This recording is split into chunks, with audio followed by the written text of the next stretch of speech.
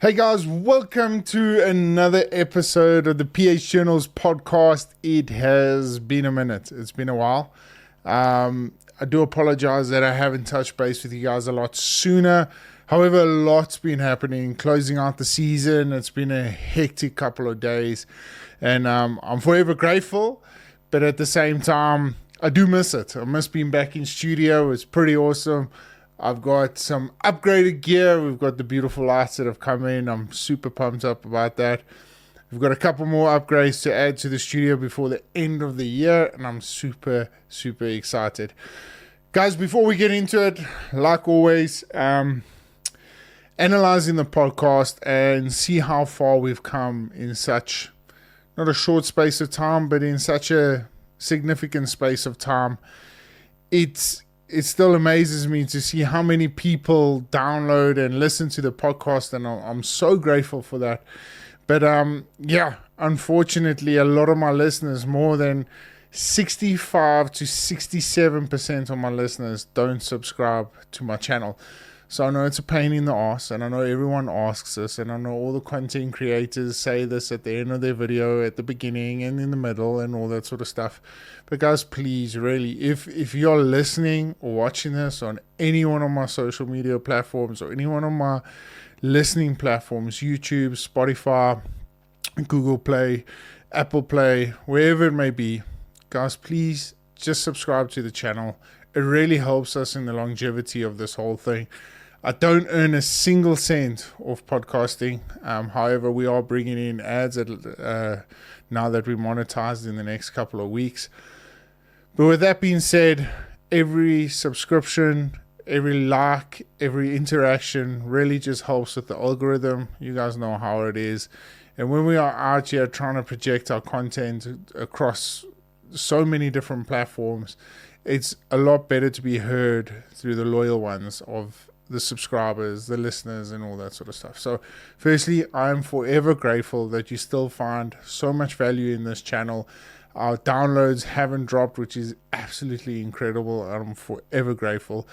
But if you don't mind, it literally takes less than maybe 10 seconds to hit that subscribe button, turn on the notifications. And of course, if you enjoyed or if you didn't enjoy, interact with this episode. It really goes a long way to help. So now that I've got that out of the way, without further ado, let's get into this week's episode of the podcast.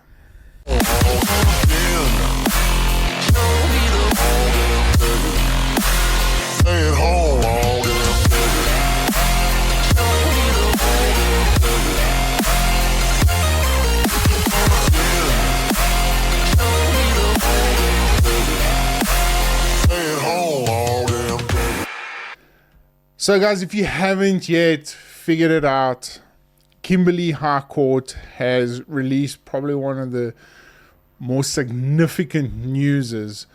I don't even know if that's the right word of saying it, but one of the most significant rulings as far as rhino conservation is concerned that we have seen in a very long time.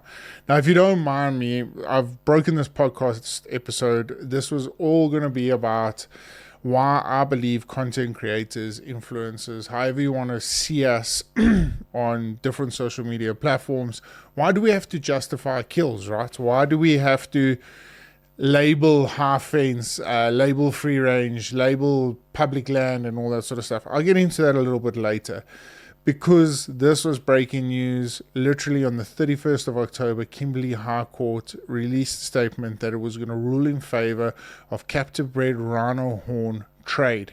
Now, I'm going to dissect what this really means. It's taken me a couple of days to break this all down, and I'm quite happy with what I've been able to pull off the internet and really give my own perception on it. Because while this is a massive victory for rhino conservation, there is a bit of a gray area around it. It's got CITES involved. There's a whole bunch of different things. I'm going to read as much of this as I possibly can, because I believe that I have to be as accurate as I can from the internet to try and give a realistic approach on what this actually really means for conservation.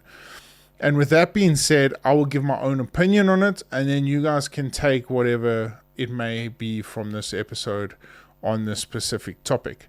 So, without further ado, in a landmark decision in the Northern Cape High Court in Kimberley, has ruled that registered conservation breeding operations in South Africa can now apply to export rhino horn legally under strict permit conditions. This ruling doesn't suddenly open the floodgates for international trade, but it does create a pathway for legal regulated movements of horn that's been harvested ethically from live captive bred rhino. So I've pulled all this information and I've kind of dissected it and I've put it into my own words. But like I said, I want to read this so I stay accurate as possible. Rhino horn is made of keratin. Keratin. That's embarrassing. And I know this. Rhino horn is made of keratin, the same stuff that your hair and nails are made. It grows back naturally. When trimmed, it doesn't harm the animal whatsoever. We've seen it time and time again. There's numerous amounts of videos out there where rhinos get dehorned for their own safety from poachers. And a lot of those rhino horns that have been taken off, especially from the large breeders of rhino, they just get put away in vaults and pretty much gets stockpiled, kind of. So what does a high court really mean? Export permits must be issued for horn coming from a registered conservation breeding facility. No import permit is required from the receiving country, at least under the South African jurisdiction.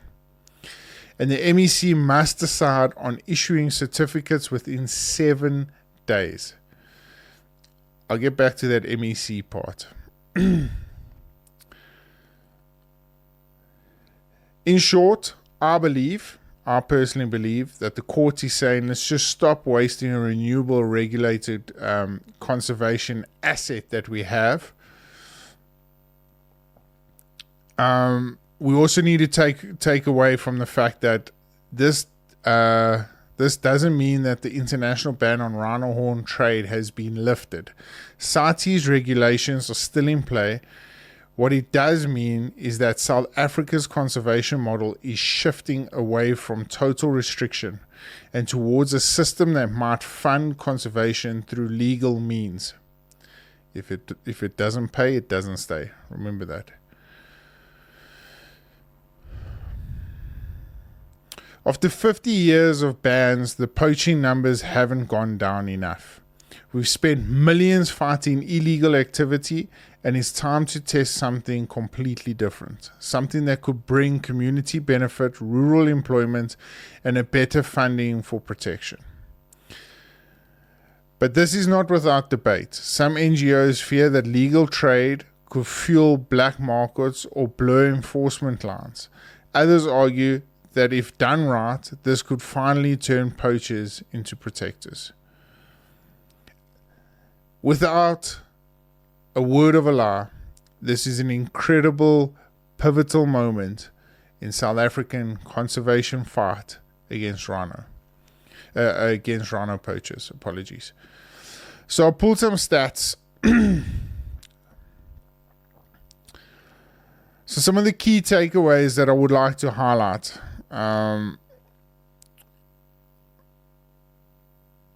Let's start off here. Okay. One of the big fundamental factors in why this hasn't happened a lot sooner is because of the pushback from the NGOs, from rhino protection organizations and conservation programs, right? Now, please, guys, when I talk about this, I'm merely just generalizing. There are a lot of rhino conservation organizations that do a lot of good in communities, in anti-poaching. They really put feet on the ground, and they are an exceptional asset to have as far as fighting conservation is concerned. However, there's a large majority of foundations and conservation programs that are literally funded and don't do anything. I'm going to give you guys some numbers, and this is based off of last year's financial report. International Rhino Foundation reported that more than $4.8 million in total revenue for last year's fiscal year. The program expenses are estimated to be at $3.9 million. I'll highlight why that's a little bit blurry a little bit later. Another organization, Save the Rhino International, reported that their year from the 1st of April 2023 to the 31st of March 2024, they awarded more than 3.8 million British pounds in grants to rhino programs globally. A 5-year rhino board issued by World Bank in 2022 for 2023 in South Africa had a normal amount of $150 million, although this is not an annual funding, but rather a capital raise over multiple years. So this is from 2022 to 2024. Okay, so they raised the capital of 150, excluding all the other stuff.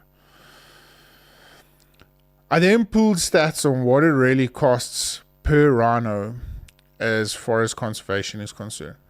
Bear in mind, okay, and in South Africa, there are high volume of privately owned rhino, like mentioned in this ruling in Kimberley. So this is per every single rhino population. It is estimated to be $1,125 to $10,000 per rhino per year. On a private reserve, this can drop down to almost $270 per rhino. Some of the key takeaways that I've taken. The figures above show that tens of millions are going into rhino conservation annually via NGOs and specific programs, but they do not represent the total global funding across all governments, private reserves, NGOs, community efforts, and private investors. The $150 million Rhino bond is a large multi-year instrument, and it is not an annual budget, so they don't receive that 150 every single year. This is where it gets tricky for me. In 2024, a total of 420 rhinos were poached in South Africa. In 2023, that figure was 499. In 2022, that figure was 454. In 2021, that figure was 428. So there's a absolute there's a consistency of fluctuation in the numbers that we pulled. These numbers were pulled from the government of South Africa, SAMParks figures from 2021 and from 2021 to 2025. Apologies, guys. I'm stumbling over my words here. I'm just trying to get as accurate as I possibly can because I don't want any of these figures to be blurred when processing this podcast. Okay, so now that I've given you the stats, I know it's a lot to it's a lot to fathom and it's a lot to take in. But this is where I bring into my conclusion on why I believe that this ruling in Kimberley is a lot greater than what we can ever anticipate. So number one, these NGOs are receiving massive amounts of funding on a yearly basis, right? Where this funding goes, I'm pretty sure we can only account for roughly about 20% of that. Now, please, guys, what I'm trying to say is that the stats I've pulled and the calculations I've gone through, it gets ChatGPT, Grok, SAMParks, all these programs that these facilities that I've pulled from, all give me skewed numbers on how much poaching costs in different things. They estimate between 50% of the costs can be accounted for. I think that number is inflated a hell of a lot. I personally believe that we can only account for roughly about 20% of that spend. What that means for the greater scheme of things is what is happening to the rest of that money. Now that money is funding is funding individuals out there. These NGOs have been set up. They've been reliant on poachers to poach these animals so that they can stay funded, so they have a purpose of an income. Now I'm generalizing again, and like I said, and I'm going to reiterate this, there are a lot of very good NGOs out there that run rhino conservation programs that do a lot of good. There are a lot of them out there. But for the greater prospect of this, I personally believe that the vast majority of them, the ones that are receiving hefty amounts of payouts from Bill Gates and numerous amounts of other celebrities, public figures, governments, institutions, companies, what is happening to the rest of that money? Now, these people have relied on these animals being poached so they can carry on being funded constantly. I'm not saying their intentions are bad. I'm just saying that they've been brought into a system. They've developed a system around this funding, and that is how they've based their lifestyle on. So take the funding away, these people walk away from their jobs, and they don't have a paycheck at the end of the day to receive and walk out there. Now, this has a massive negative impact. What happens to all the anti-poaching? Now, I'm not saying this is going to happen in the next year or so. It's going to take a number of years for us to really bring the number of rhino poaching down, because I think this win in Kimberley is a massive step in the right direction. Now, there was a company that or not a company, but a program that I reached out to that I want to get the name here. I sent them a message the other day. I'm gonna butcher it even if I try.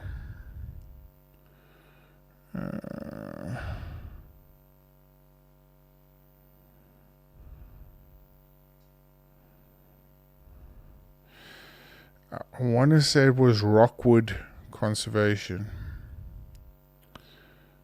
that we've been fighting. Yes, Rockwood Conservation. I reached out to them on Facebook. I haven't had a respond back. I would love to have them on the podcast. So if any one of their members is listening to this, please guys reach out to me. I would love to have you guys on the podcast, because I know you guys have been actively fighting for the legalization of rhino horn. Now, because this makes sense, right? If it's the same product that your fingernails are made out of, we've had conflicting amounts of data that says between 4 to 6 or 7 years the rhino horn is fully grown back, and that way we can keep harvesting it. Pretty much like I want to use the same analogy as milking a cow, I guess. But this gets sold, floods the market. The market gets flooded. The demand for rhino horn decreases. The poacher's value decreases. It doesn't become a high-risk value item. That way, the profits valued on the rhino horn aren't as high as what they currently are. Hence, it becomes too risky to poach rhino, and the numbers hopefully get halted at some point. I'm not going to say it's going to get eradicated, but it's definitely going to bring it down a hell of a lot. That's just my personal opinion. That's what I've been fighting for. That is my perception on the whole ordeal. So, with that being said, what happens, the ripple effect, is that when the poaching starts decreasing, all these foundations are going to have to start looking elsewhere for funding, or they're going to close their institutions, walk away, and we are going to be left with a number of individuals without jobs, which is a sad reality we have to fight, we have to face. But in the same breath, to be honest with you, I would much rather see a positive outcome for the rhino than worrying about a couple of hundred jobs that might get lost, because I feel that those people are so well trained and so well looked after that they will be able to slot into any anti-poaching unit for a number of different causes or whatever it may be. So my concern is not too much there, but rather more about the animals. Let's get in them into the right space. So guys, massive news coming out of Kimberley. I hope I've been able to dissect this as well as I possibly could. Look, there's going to be so much development on this story. I would definitely reach out to Rockwood again to try and have them onto the podcast so that we can talk a little bit more about it in depth and really get their perception on it, because I think that's a very important one. I've been a big advocate for pushing the legalization of rhino horn, and now that it's taken this massive step in the right direction, I'm super excited. So I thought, why not? It's breaking news. It's very important for the greater scheme of conservation. Let me mention that out to you guys. But the real reason why I'm back in studio tonight is all about my dear friends, influencers, content creators, however you want to see us. What are we doing, guys? What are we doing? Yeah, I think I've touched base enough on my perception on people that label it free range, right? I think I've done enough of that. I think I've touched half ends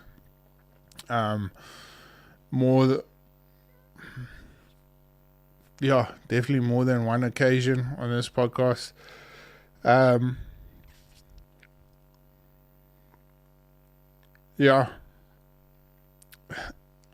So I'm trying to think how I'm going to start off this segment, because I want to give my perception on why it fumed me the other day. Anyway, I was out, came home. It was a Sunday. I plonked myself down on the couch, got horizontal, kicked off my shoes, and I started flicking through YouTube. Of course, I'm a professional hunter. I love hunting. What is the first thing I do? I go and look at hunting videos. So I'm flicking through, and something that pissed me off quite a bit was the American side of things, where certain individuals, certain influencers, I'm not going to mention any names, but I'm sure you guys have seen it. I'm flicking through and I see public land, and I hunted this hog free range, and what was the other one?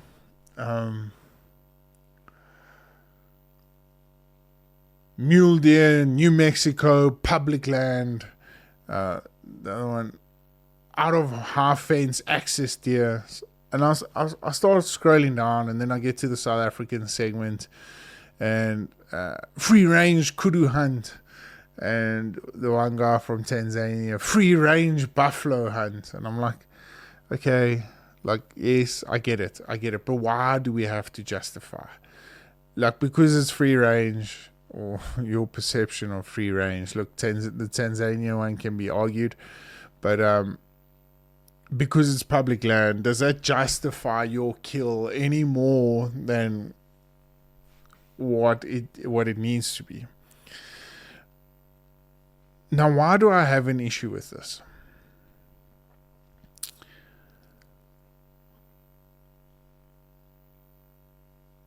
Because hunting should be hard. Hunting should be something that's difficult. But in the same breath, it should be something that's honest. I've always tried to depict my situation as honest as I possibly can. Numerous amounts of times when I find myself on certain programs that I've been fortunate enough to be on, and again, I don't want to mention names, but if you guys have followed me for some time, you would know what I'm talking about. Often there were times where we got ourselves into a position where there was a fence in the background or a road.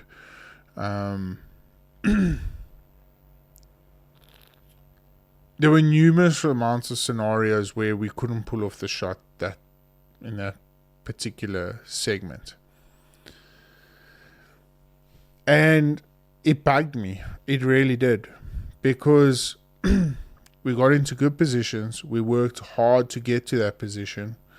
But because there was a fence in the background, we never took the opportunity. Now, there's a reason why this bugs me, is because that if the cameras weren't there, we would have taken that shot.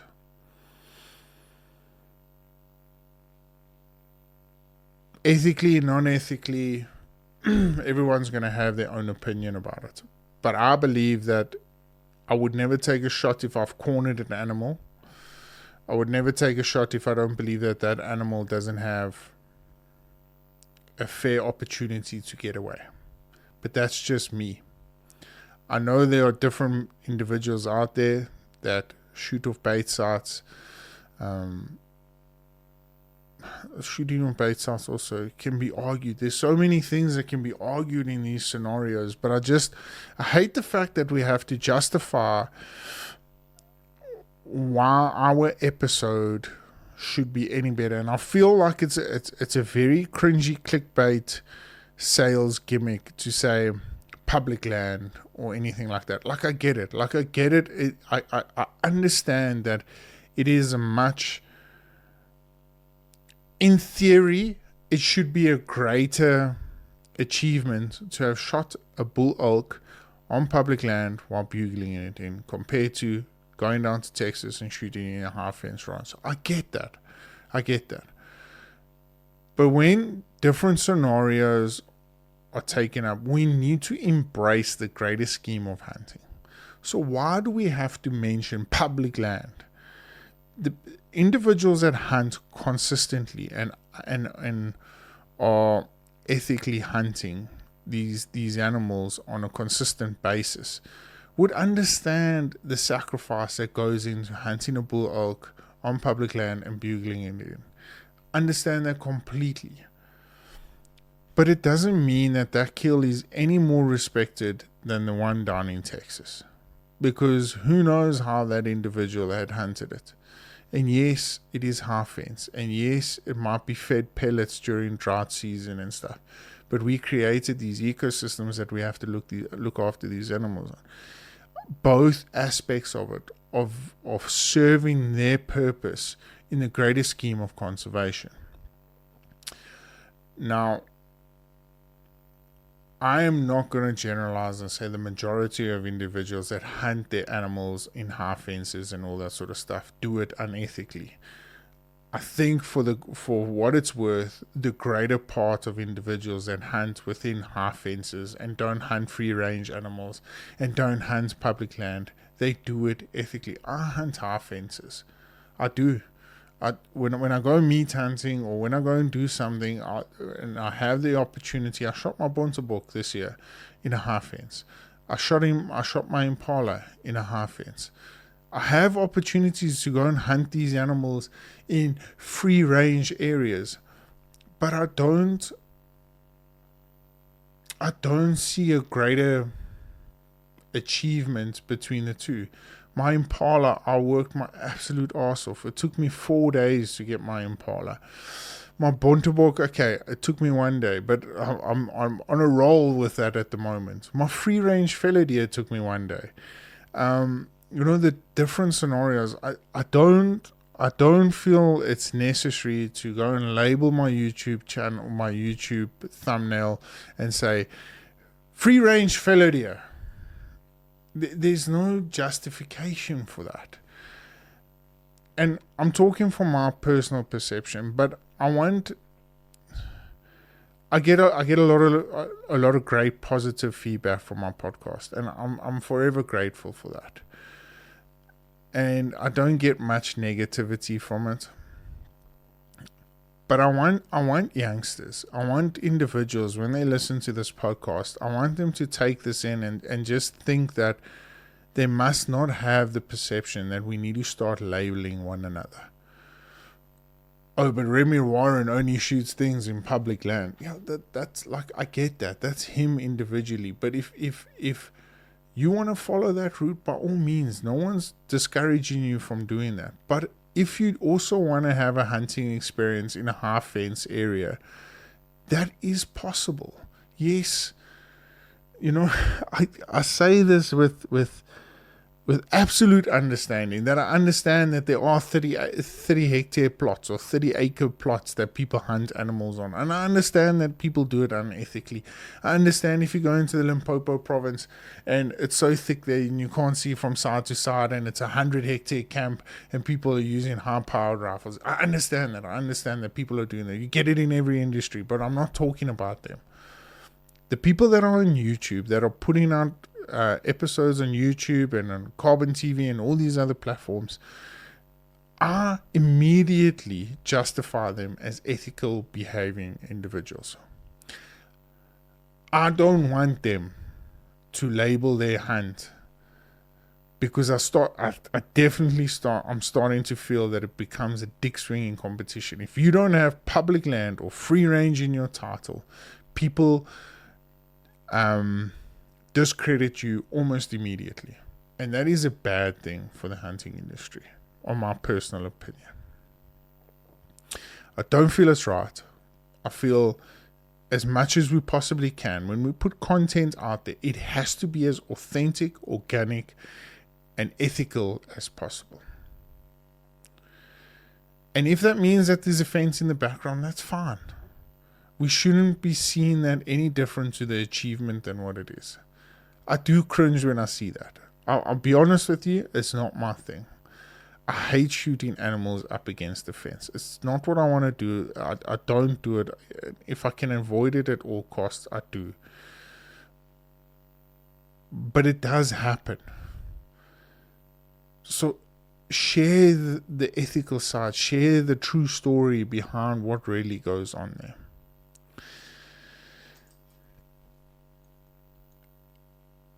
And I know there's a lot of people out there that do this for